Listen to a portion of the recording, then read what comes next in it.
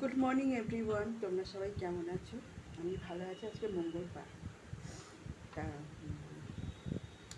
রবিবারে তো তোমার অমাবস্যা লেগেছে তিনটেই 2:57, তাও ওটা তিনটেই ধরা গেল। আর আমার শ্বশুরকে দেখতাম যে অমাবস্যা লাগলে পুজো দিতে। হ্যাঁ, তাই আমি পুজো দিই না, শ্বশুরমশাই তাই করে, পুজো করে না, তাই আমিও করি না পুজো।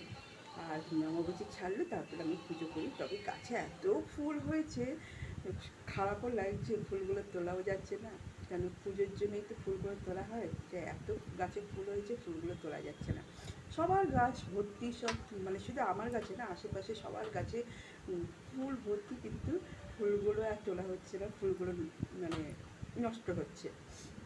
যাই হোক, কাল বুধবারে ছাড়বে। তা বুধবারে ছাড়লে বৃহস্পতিবার থেকে আবার পুজো টুজো দিতে পারবো। আমার বাপের বাড়িতে পুজো করতো, কিন্তু আমি শ্বশুর বাড়িতে আসার পর দেখি আমার শ্বশুর পুজো করে না, সত্যি এখনও করে না পুজো। তা আমি সেই জন্য পুজো করি না। আর তাই অমাবস্যাতে আগে কী হতো, যখনই অমাবস্যা লাগতো বৃষ্টি হতো, কন্টিনিউ 2-3 দিন ধরে এক নাগারে বৃষ্টি হতো। এখন সেই বৃষ্টিটা হয় না, মাঝে সাঝে খুব মানে জোরে বৃষ্টিটা আসছে, আবার কি একদম ওয়েদার পরিষ্কার হয়ে যাচ্ছে, রোদ্দুর উঠছে, একদম নর্মাল হয়ে যাচ্ছে ওয়েদার।